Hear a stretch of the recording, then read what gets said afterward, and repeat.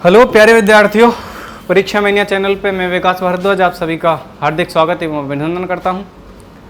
जैसा कि प्यारे बच्चों हम लोग डिस्कशन कर रहे थे भारतीय संविधान और राज्य व्यवस्था के बारे में। देखिए, दोनों एक ही सिक्के के दो पहलू हैं, इस बात के बारे में हम लोग समझ चुके थे। मैंने ये बताया कि भारतीय संविधान कैसे बना, बहुत डिटेल में मैंने उन चीज़ों का एक्सप्लेनेशन किया और एक एक पार्ट को, उसके एक एक अधिनियम को मैंने बहुत अच्छे से समझाने की कोशिश की। लेकिन प्यारे विद्यार्थियों, उसमें याद करने लायक चीज़ें हैं, तो वहाँ मेरी मजबूरी बन जाती थी कि मुझे उन्हें ज़्यादा से ज़्यादा लिखवा देना आवश्यक था। और आप अच्छे से नोट्स बनाएं और उन्हें तैयार करें, ये आपके लिए ज़्यादा फ़ायदेमंद होगा। क्योंकि प्यारे विद्यार्थियों, जो हो गया उसे सोचा नहीं करते, जो मिल गया उसे खोया नहीं करते, सफलता उन्हीं को मिलती है जो वक्त और हालात पर रोया नहीं करते। चलिए, इन 4 लाइनों के साथ हम अपनी कक्षा को प्रारंभ करने की कोशिश कर रहे हैं। जैसा कि मैं आप लोगों को बता चुका था कल कि हमारा जो डिस्कशन चल रहा है वो उद्देश्य का, यानी कि प्रस्तावना के बारे में चल रहा है। और प्रस्तावना के बारे में मैंने आपको बहुत अच्छा कुछ बताया था। इसके बाद में हम प्रस्तावना का अच्छे से अध्ययन करते हैं। तो ध्यान से सुनिएगा प्यारे बच्चों, अगर मैं प्रस्तावना को एक बार दोबारा से पढ़ने की कोशिश करता हूं तो प्रस्तावना में क्या निकल के आता है, आखिर प्रस्तावना में इतने विवाद क्यों हैं, लोग क्या कहते हैं, अलग अलग व्यक्ति का अलग अलग मत है। प्यारे विद्यार्थियों, सुप्रीम कोर्ट भी इस बात पे एग्री है कि जिस तरीके से मत होता है वो उस तरीके से अपने विचारों को बदलने पर बाध्य हो जाता है। जैसे कि मैं आगे आपको बहुत सारे केसों में समझाऊंगा कि सुप्रीम कोर्ट ने कई बार ये कहा है कि प्रस्तावना में संशोधन किया जा सकता है, और कई बार ये भी कहा है कि प्रस्तावना में संशोधन नहीं किया जा सकता है। इस बात को बहुत डिटेल से समझने की कोशिश करेंगे। देखिए, प्रस्तावना कहती क्या है, आखिर लोग क्यों कहते हैं कि ये संविधान की जन्म पत्री है, आखिर क्यों कहते हैं कि संविधान की आत्मा है। आइए इन बातों को समझने की कोशिश करते हैं। प्यारे विद्यार्थियों, हम भारत के लोग भारत को, एक मिनट, हम भारत के लोग भारत को एक प्रभुत्व संपन्न, संपूर्ण प्रभुत्व संपन्न, समाजवादी, पंथ निरपेक्ष, लोकतंत्रात्मक गणराज्य बनाने के लिए तथा उसके समस्त नागरिकों को सामाजिक, आर्थिक, राजनीतिक न्याय, ध्यान से समझना, ये क्या है, संपूर्ण प्रभुत्व संपन्न, समाजवादी, पंथ निरपेक्ष, लोकतंत्रात्मक गणराज्य, ये क्या है, ये सत्ता का उद्देश्य है कि हम इस प्रकार की सत्ता का स्वरूप, सॉरी मैं गलत बोल गया, दोबारा से मैं अपनी बात को रिपीट करता हूं, माफी चाहूंगा।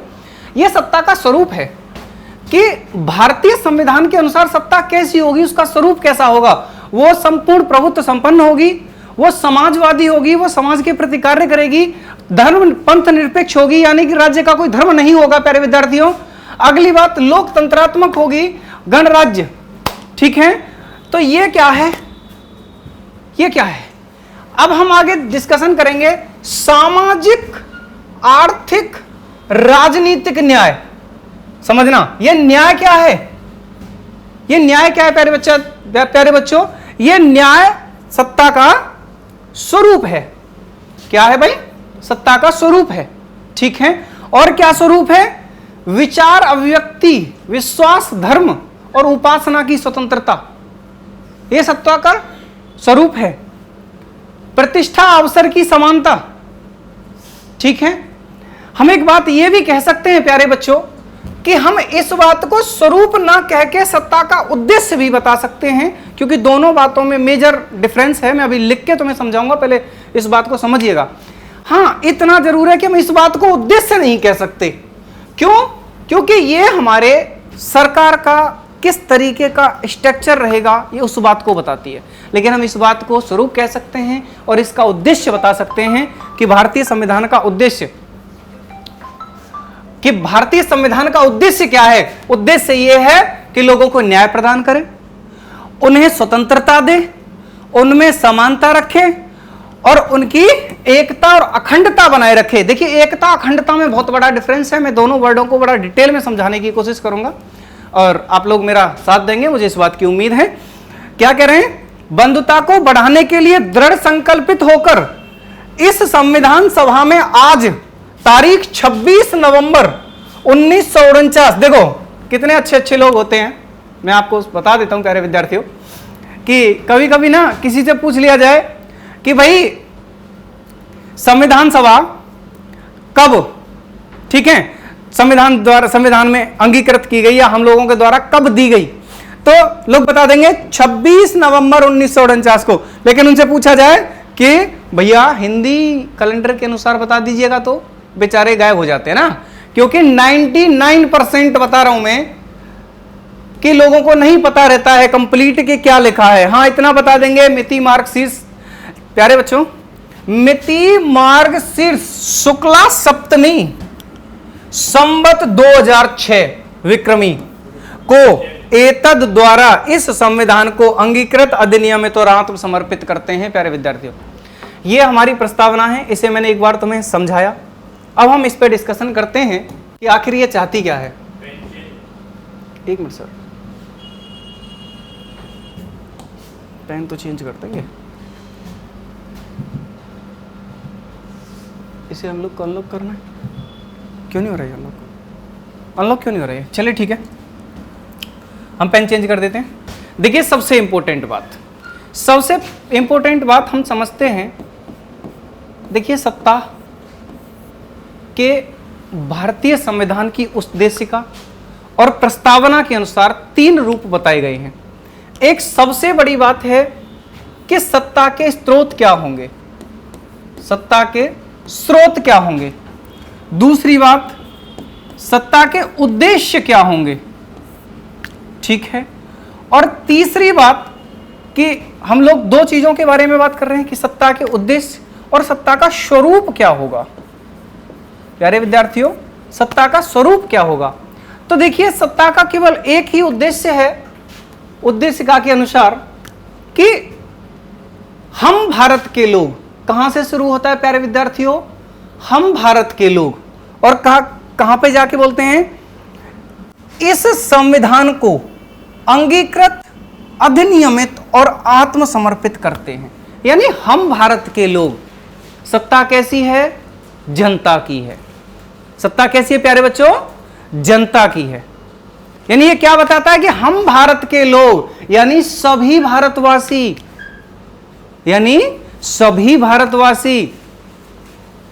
अपनी संविधान सभा को कैसे कह रहे हैं,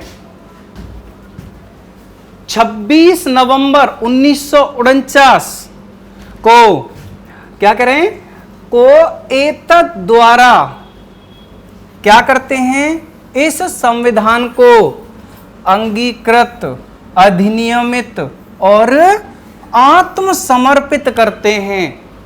यानी प्यारे बच्चों मैंने क्या समझा, स्रोत के अंदर सबसे पहली जो बात आएगी प्यारे विद्यार्थियों, उस पे हम लोग डिस्कशन कर रहे हैं लोक प्रभुता। लोक प्रभुता, अच्छा सर लोक प्रभुता मतलब जनता, यानी हमारी जो संविधान सभा है और हमारी जो उद्देशिका है, यानी हमारी जो उद्देशिका है वो क्लियर रूप से यह बताती है कि जनता का शासन है। सर किसका शासन है प्यारे विद्यार्थियों, जनता का शासन है। लेकिन यहां एक व्यक्ति आए प्यारे विद्यार्थियों, केसी वियर,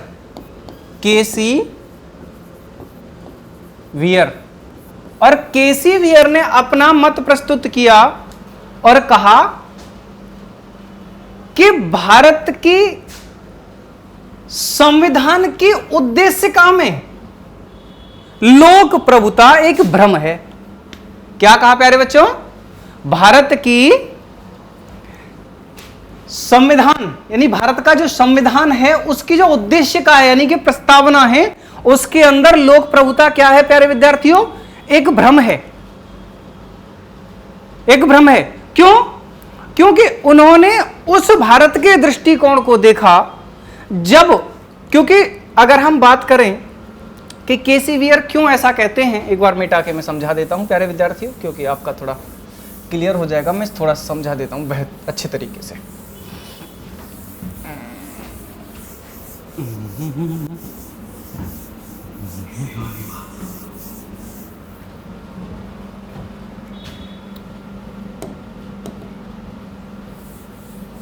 अनलॉक क्यों नहीं हो रहा है ये? ठीक है, सुनिएगा। देखिए, सत्ता का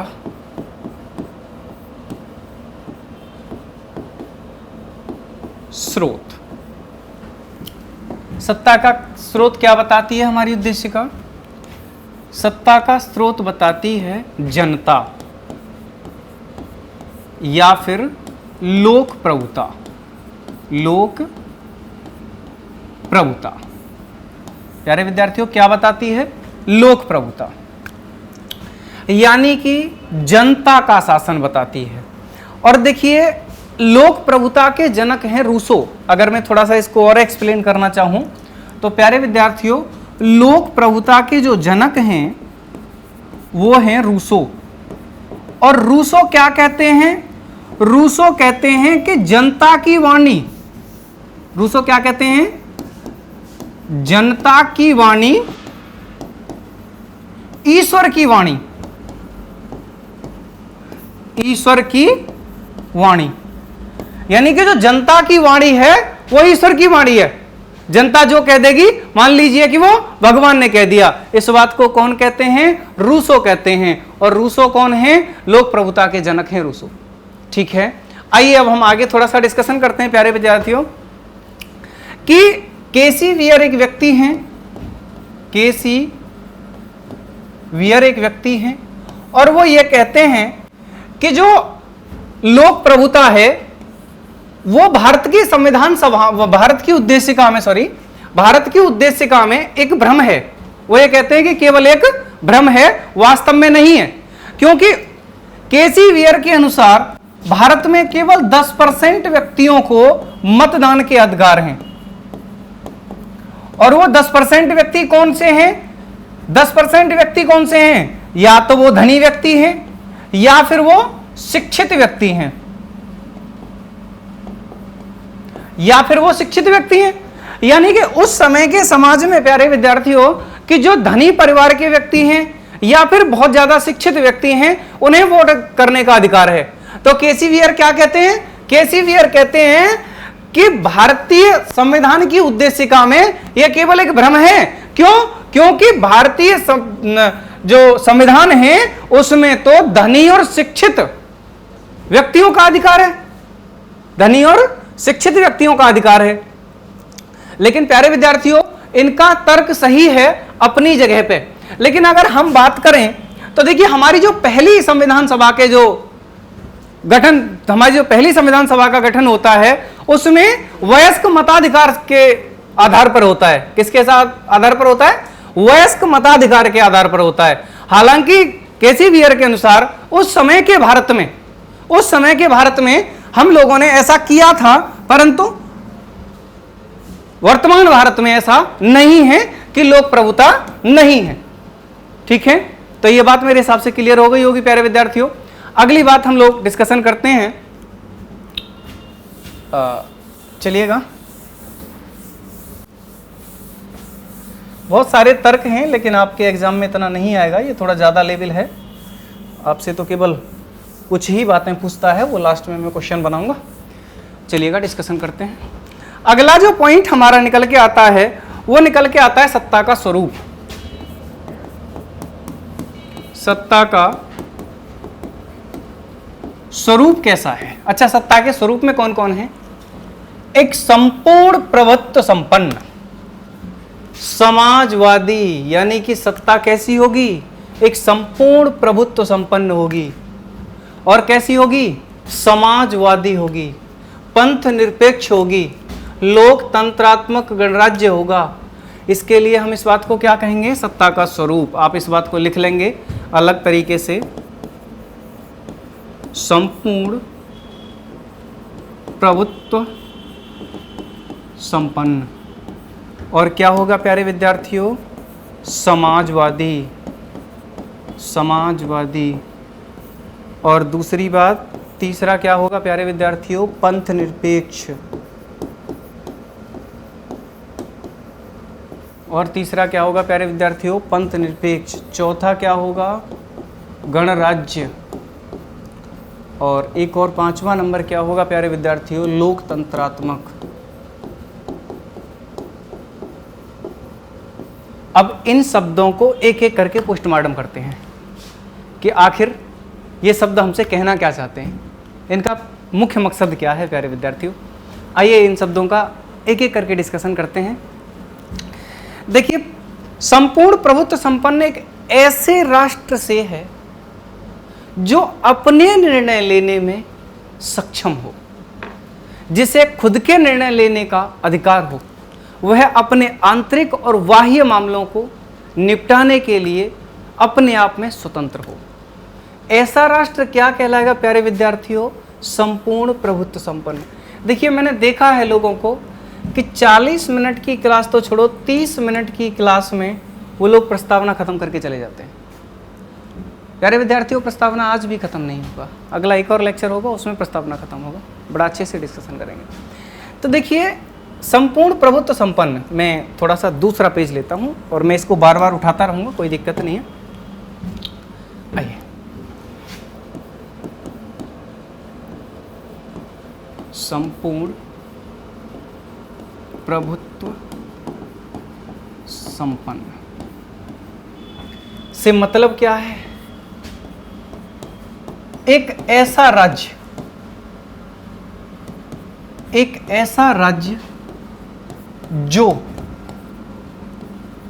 अपने आंतरिक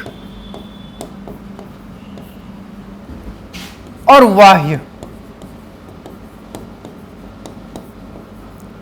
बाह्य मामलों पर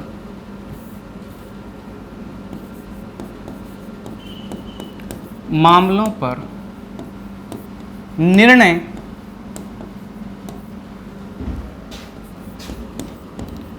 लेने में स्वतंत्र हो। क्या हो, स्वतंत्र, अपने आंतरिक और बाह्य मामलों में निर्णय लेने पर स्वतंत्र हो। ऐसा राष्ट्र क्या कहलाएगा प्यारे विद्यार्थियों, पंथ निरपेक्ष कहलाएगा। पंथ निरपेक्ष राज्य के दो बात हैं, मैंने क्या बोला, आंतरिक मामले। अच्छा सर, आंतरिक मामले क्या क्या हो सकते हैं, आंतरिक अशांति हो सकती है जी, आंतरिक अशांति हो सकती है, अशांति हो सकती है, और क्या हो सकता है, आंतरिक विद्रोह हो सकता है,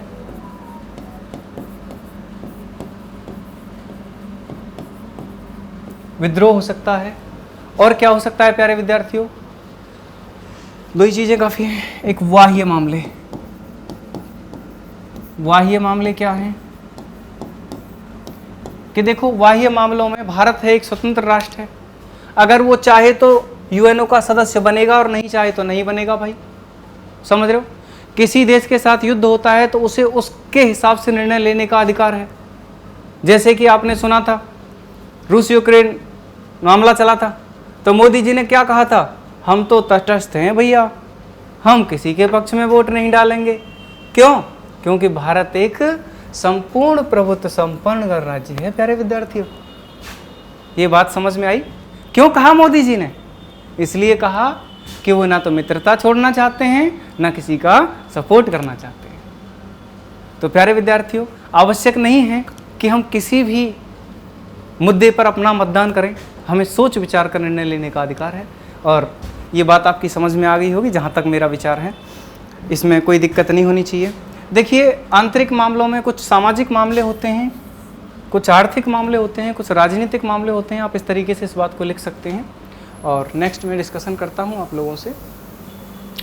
और आप अपना वैसे देहाती में समझ सकते हैं, आपके पेपर में इतना नहीं आता है, केवल मैं एग्जाम्पल दे के आपको समझा रहा हूँ। क्योंकि देखो, कुछ भी आंतरिक मामला हो सकता है, किसी का आर्थिक विद्रोह होगा तो उसे क्या है, भारत सरकार ही संभालेगी। तो इसे आंतरिक मामला हम लोग कह देंगे। या राजनीतिक कोई मामला है, किसी बात को लेकर के मोदी जी ने कानून बनाया और एक भाई आए और उसके पक्ष में बना दिया एक केस कि भाई हमें तो नहीं अच्छा लग रहा है, तो न्यायालय क्या करेगा, उन दोनों के बीच की बात को सुलझाएगा। इसे क्या कहेंगे, आंतरिक मामले कहेंगे प्यारे विद्यार्थियों। दूसरी बात देखिएगा, हम दूसरी बात समझने की कोशिश करते हैं प्यारे विद्यार्थियों। दूसरा शब्द है हमारे पास समाजवादी। क्या है, समाजवादी। इस समाजवादी शब्द को समझने की कोशिश करते हैं। दूसरा शब्द है समाजवादी। देखिए, समाजवादी से पहले मैं आपको पंथ निरपेक्ष समझाता हूँ, उसके बाद पंथ निरपेक्ष, फिर समझाते हैं इसको। इस बात को थोड़ा सा समझते हैं। पंथ निरपेक्ष शब्द से क्या तात्पर्य है, फिर समाजवादी की तरफ चलते हैं, क्योंकि ये थोड़ा क्लियर हो जाएगा तो वो ज़्यादा अच्छा क्लियर हो जाएगा। तो प्यारे विद्यार्थियों, पंथ निरपेक्ष का मतलब है, पहला पॉइंट, राज्य का कोई धर्म नहीं होगा। राज्य का कोई धर्म नहीं होगा, नहीं होगा। देखिए, सबसे पहली बात क्या है पंथ निरपेक्ष में, कि राज्य का कोई धर्म नहीं होगा। दूसरी बात, राज्य सभी धर्मों को समान दृष्टि से देखेगा, समान दृष्टि से देखेगा। प्यारे विद्यार्थियों, हमारा भारत देश है, अखंड भारत है, इसका कोई धर्म नहीं है। हम इस बात को ये नहीं कहते कि ये हिंदू देश है, हम इस बात को नहीं कह सकते कि मुस्लिम कंट्री है। मोदी जी क्या कहते हैं, मेरी 130 करोड़ जनता है, वो कभी कुछ नहीं कहते ना। वही एक मुख्य कारण है प्यारे विद्यार्थियों। पंथ निरपेक्ष का मतलब है कि राज्य का कोई धर्म नहीं होगा। राज्य किसी व्यक्ति को धर्म के आधार पर नहीं देखेगा। राज्य किसी भी धर्म के लिए कोई विशेष प्रावधान नहीं करेगा। वैसे हम लोग देखते हैं कि भाई राज्य सरकारें कुछ भी करती हैं, क्योंकि अमरनाथ है, जब समाजवादी पार्टी की सरकार आएगी तो वो क्या है, कुछ अलग कलर से पुत जाएगा, और जब हमारी बीजेपी की पार्टी आएगी तो वो कुछ अलग कलर से पुत जाएगा। उस बात के लिए मैं अभी आगे डिस्कशन करूंगा बड़ा डिटेल में इस पंथ निरपेक्ष शब्द का। तो प्यारे विद्यार्थियों, इतना मेरे हिसाब से आपकी समझ में आ गया होगा, क्योंकि देखो दो चीज़ें हैं कि सबसे इम्पोर्टेंट बात यह है कि पंथ निरपेक्षता के लिए यदि राज्य किसी भी एक धर्म को विशेष प्रोटेक्शन प्रदान करता है या विशेष तरीके से देखता है, तो उसमें चुनावी मुद्दे उखड़ के आते हैं। जैसे इसकी कुछ आलोचना मैं बता देता हूँ,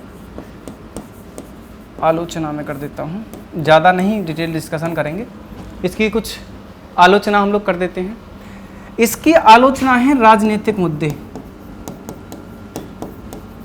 राजनीतिक मुद्दे, क्योंकि देखिए संविधान कुछ कहता है और लोग कुछ कहते हैं।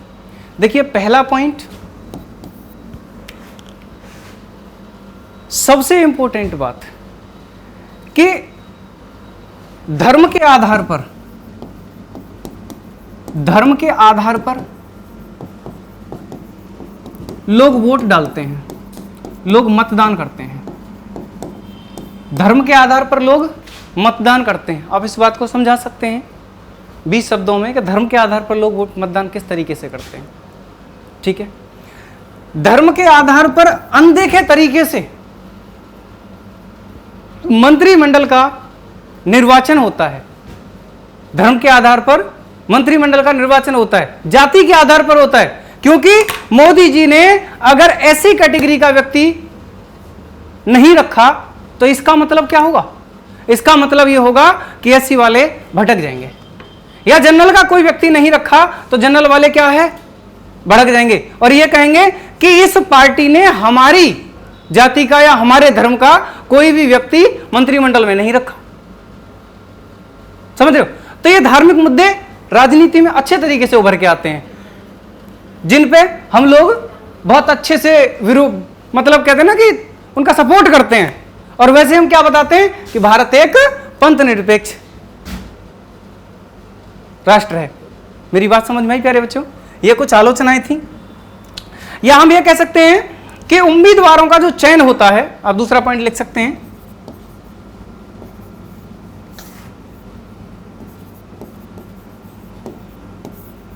उम्मीदवारों का चयन धर्म के आधार पर किया जाता है। धर्म के आधार पर किया जाता है। यह क्या है? यह इस पंथ निरपेक्ष शब्द की आलोचना है। प्यारे विद्यार्थियों, जितना डिटेल एक्सप्लेनेशन मैंने किया है, मुझे उम्मीद है कि आपकी समझ में ये बातें आई होंगी। अब देखिए, इसके बाद इसकी और ज़्यादा आलोचना करने की कोई ज़रूरत नहीं है, और ज़्यादा इसके डिस्कशन करने की कोई आवश्यकता नहीं है, मुझे इस बात की आपसे उम्मीद है। और देखिए, मंत्रिमंडल में भी आप लोग आए दिन समझते हो, और यहाँ पे भी बड़ा और तो और छोटे छोटे आप अपने गांव के सभी लोग देहात से हैं, आप अगर गांव में भी देखेंगे तो बड़ा विचार विमर्श होता है इस बात पे कि सीट एससी में चली गई है। तो ये आप थोड़ा सा, मुझे कहने का अधिकार नहीं है क्योंकि मैं एक अध्यापक हूँ। तो प्यारे विद्यार्थियों, हम लोग जो डिस्कशन करने वाले हैं, अगला शब्द है समाजवादी।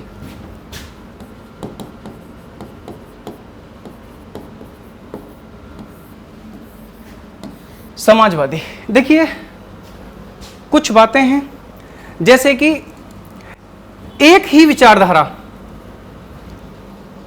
इस समाजवादी शब्द का मतलब है कि सभी लोगों की एक ही विचारधारा होगी। समाज में सारे लोग कैसे होंगे? एक ही विचारधारा के होंगे, उसे हम समाजवादी कहेंगे। यानी कि सारे समाज में एक तरीके का विचार होगा, वो एक ही प्रकृति के होंगे। उनके अंदर ये नहीं होगा कि मैं हिंदू हूँ, मैं मुस्लिम हूँ, उनकी विचारधारा समान होनी, तो उस राष्ट्र को हम समाजवादी कह देंगे। लेकिन प्यारे बच्चों, ये एक विचारधारा किस किस पक्ष में होनी चाहिए? पहला पक्ष है संपत्ति का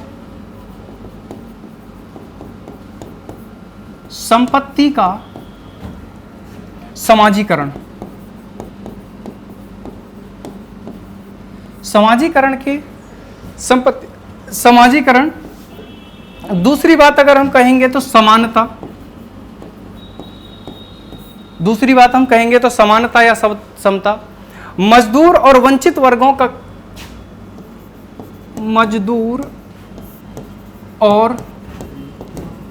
अभी मैं समझाऊंगा, वंचित वर्गों का कल्याण। और तीसरी बात होगी शोषण समाप्ति।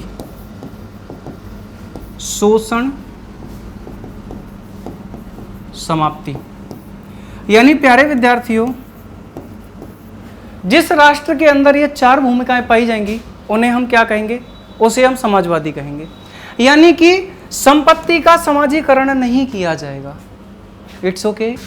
दूसरी बात, वहां पे समानता पे बल दिया जाएगा, किसी व्यक्ति को किसी विशेष नजर से नहीं देखा जाएगा, कानून की दृष्टि से हर व्यक्ति समान होगा। मजदूर और वंचित वर्गों के कल्याण हेतु कार्य किए जाएंगे। भाई यही तो समाज होगा। अब ऐसा तो है नहीं कि एक व्यक्ति गरीब है और उस पर टैक्स थोप दिया जाए, ले बेटा दे 30%, तो ऐसे थोड़ी ना समाज का कल्याण होने वाला है।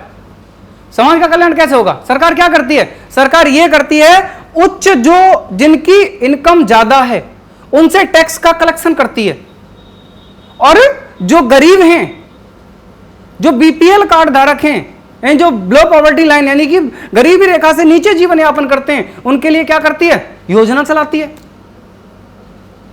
समाज का कल्याण करती है। यानी कि गरीब और वंचित वर्गों के लिए, वंचित वर्गों का कल्याण। और शोषण की समाप्ति, सबसे इंपॉर्टेंट काम क्या है? शोषण की समाप्ति। यानी कि किसी भी व्यक्ति का किसी भी आधार पर शोषण नहीं होगा।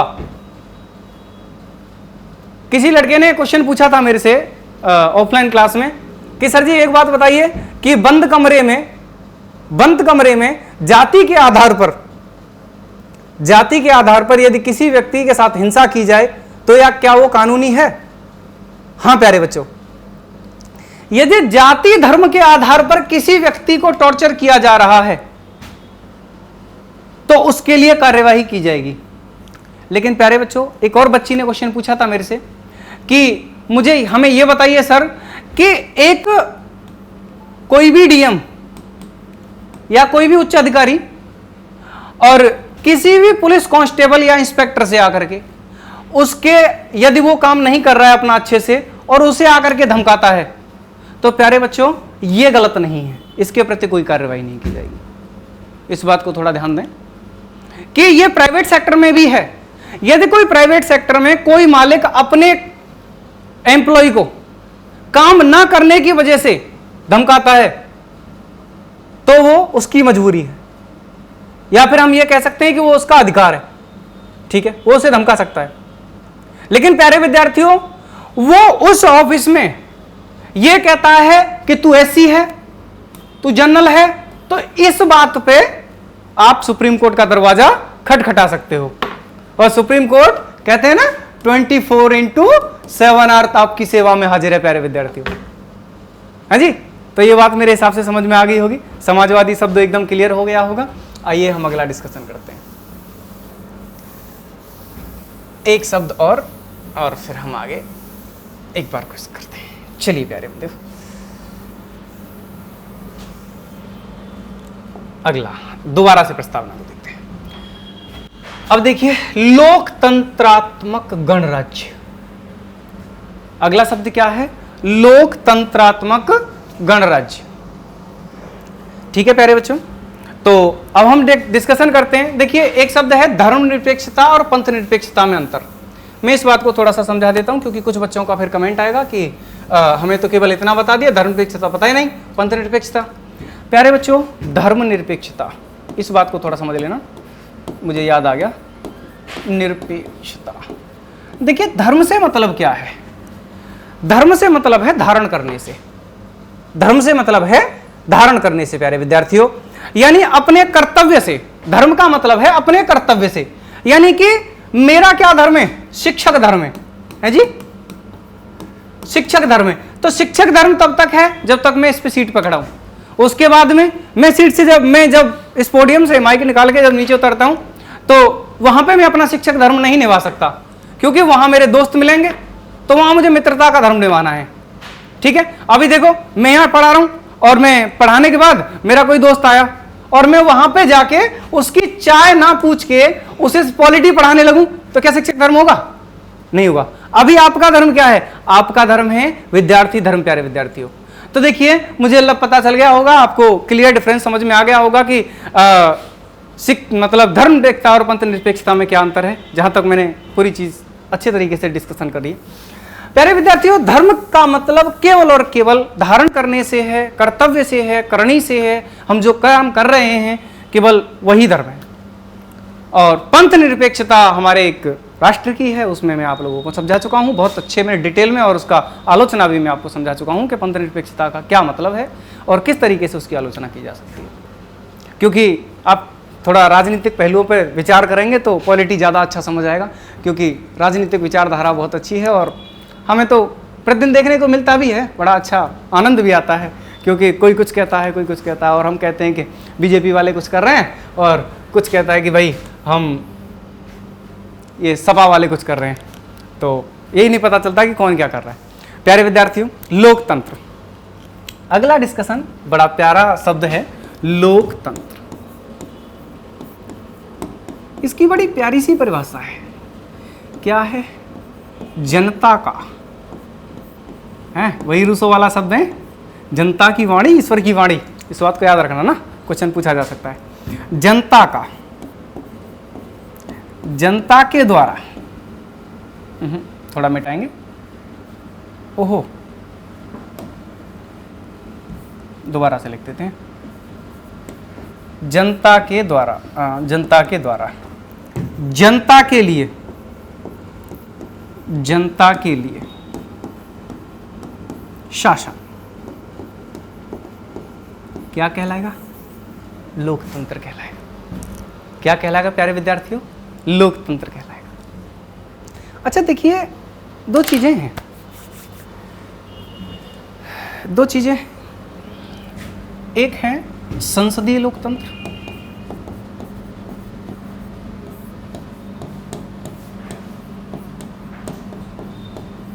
इस संसदीय लोकतंत्र का क्या मतलब है? एक चीज है संसदीय लोकतंत्र, इस संसदीय लोकतंत्र का क्या मतलब है, और एक है अध्यक्षात्मक लोकतंत्र, एक है अध्यक्षात्मक लोकतंत्र। देखिए दोनों में बड़ा अंतर है प्यारे विद्यार्थियों, दोनों में बड़ा अंतर है। देखिए विधायिका और कार्यपालिका आपस में जुड़े रहते हैं तो संसदीय लोकतंत्र कहलाता है। विधायिका और कार्यपालिका दोनों मिलकर काम करते हैं या दोनों आपस में जुड़े रहते हैं तो संसदीय लोकतंत्र कहलाता है।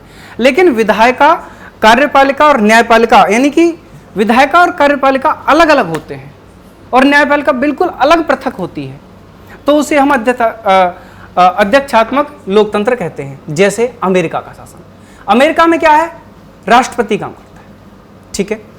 और प्यारे विद्यार्थियों भारतीय शासन क्या है, संसदीय लोकतंत्र का उदाहरण है, क्योंकि यहां प्रधानमंत्री प्रमुख होता है, प्रधानमंत्री और मंत्रिपरिषद प्रमुख होते हैं।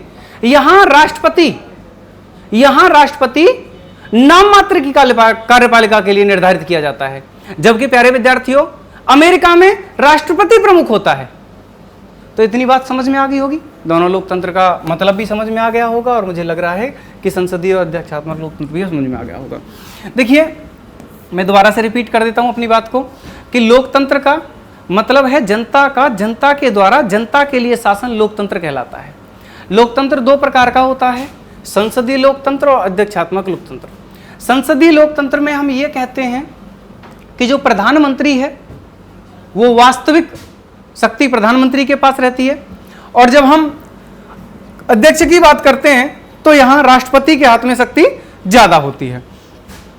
नेक्स्ट प्यारे बच्चों, नाम मात्र की कार्यपालिका और वास्तविक कार्यपालिका में यहां पे अंतर होता है। संसदीय लोकतंत्र में नाम मात्र की कार्यपालिका और वास्तविक कार्यपालिका में अंतर होता है प्यारे विद्यार्थियों, और जबकि अध्यक्षात्मक जो लोकतंत्र है उसमें ऐसा कोई भी अंतर नहीं पाया जाता है। देखिए वास्तविक कार्यपालिका को कार्यकाल की जो अवधि है वो सुनिश्चित नहीं करनी होती है, वो जनता सुनिश्चित करती है कि जब तक मतदान है तब तक वास्तविक कार्यपालिका रहेगी, और जिस दिन उनका बहुमत टूट जाएगा उसी दिन वास्तविक कार्यपालिका हट जाएगी। लेकिन अध्यक्षात्मक में क्या है, यहां पे जो है कार्य मतलब जो वास्तविक कार्यपालिका है उसकी जो अवधि है वो सुनिश्चित रहती है प्यारे विद्यार्थियों। अब हम आगे डिस्कशन करते हैं, और अगर देखो एक शब्द और समझा देता हूं, वास्तविक कार्यपालिका। वास्तविक कार्यपालिका में केवल इतना याद रखेंगे कि वास्तविक कार्यपालिका में प्रधानमंत्री और मंत्रिमंडल आता है, उसे वास्तविक कार्यपालिका कहते हैं, और हमारे जो राष्ट्रपति हैं वो नाम मात्र की कार्यपालिका कहलाते हैं। बस इतना सा याद रखना है। और देखिए यहाँ पे सामूहिक उत्तरदायित्व का थोड़ा सा क्या रहता है, अभाव रहता है। और चलिए अगला डिस्कशन करते हैं, ये बात समझ में आ गई होगी।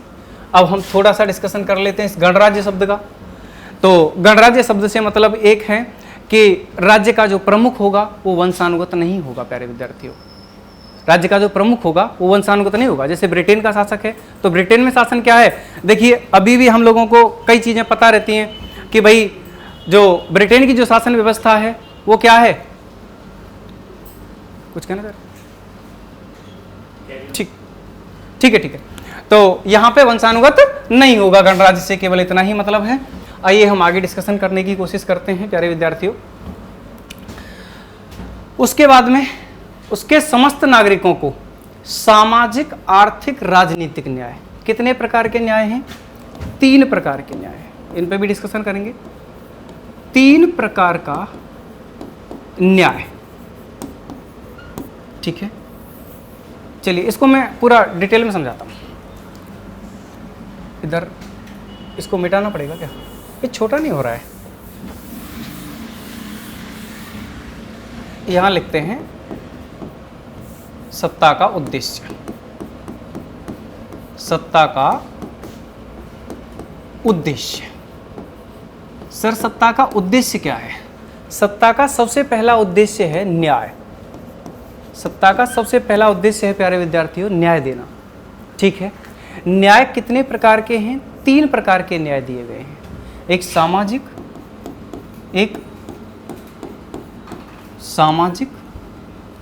एक आर्थिक और एक राजनीतिक। तीन प्रकार के न्याय दिए गए हैं। सत्ता का दूसरा उद्देश्य क्या है प्यारे विद्यार्थियों? स्वतंत्रता। सत्ता का दूसरा उद्देश्य क्या है प्यारे विद्यार्थियों? स्वतंत्रता। अच्छा सर, स्वतंत्रता के बारे में जब हम लोग डिस्कशन करते हैं तो देखिए 5 प्रकार की स्वतंत्रता है। कितने प्रकार की स्वतंत्रता है प्यारे विद्यार्थियों? 5 प्रकार की स्वतंत्रता है। कौन कौन सी स्वतंत्रता है मुझे बताएंगे एक बार? एक विचार, एक अभिव्यक्ति,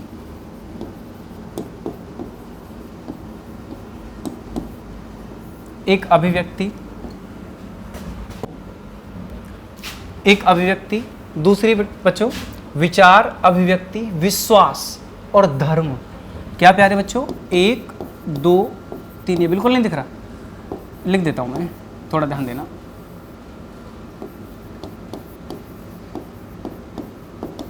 विश्वास, धर्म, अभी मैं समझाऊंगा, उपासना। अगला क्या है बच्चों? उपासना। कितने प्रकार की स्वतंत्रता है? देखिए, सत्ता का उद्देश्य क्या है? सबसे पहला उद्देश्य है न्याय देना। दूसरा उद्देश्य है जनता के लिए स्वतंत्रता प्रदान करना। और तीसरा उद्देश्य है प्रतिष्ठा और अवसर। प्रतिष्ठा और अवसर की समानता। क्या? समानता। क्या? समानता। प्रतिष्ठा और अवसर की समानता। अगला प्यारे बच्चों ये हो गया। इसके बाद में और व्यक्ति की गरिमा, एकता और अखंडता पर राज्य क्या करेगा? एकता, अखंडता और बंधुता सुनिश्चित करेगा। एकता, अखंडता और बंधुता सुनिश्चित करेगा। चलिए, ये मुझे आपकी समझ में आ गया होगा सत्ता के क्या उद्देश्य हैं। न्याय, स्वतंत्रता और समानता प्रदान करना क्या है सत्ता के उद्देश्य हैं। नहीं छोड़ क्लास, नेक्स्ट रिकॉर्ड करना। तो प्यारे विद्यार्थियों, यहाँ तक आपकी समझ में आया होगा मुझे उम्मीद है। अगली क्लास में मैं इन शब्दों का डिटेल एक्सप्लेनेशन करूँगा और मैं एक एक शब्द को थोड़ा समझाऊँगा। यहाँ की क्लास यहीं तक काफ़ी है। और वीडियो को लाइक और शेयर, चैनल को अधिक से अधिक सब्सक्राइब करें और भाई वीडियो को ज़्यादा से ज़्यादा शेयर करें। कंटेंट में कोई दिक्कत है तो आप मुझे बताएं। कहीं आपको कोई थोड़ा बहुत ऊपर नीचे लगता है, जैसा कि देखो बच्चों का क्वेश्चन रहता है, वो भी मैं आप लोगों को समझाता हूँ। क्योंकि देखो कई बार मैंने अभी आपको बताया था कि बच्चों के अलग अलग प्रकार के क्वेश्चन रहते हैं।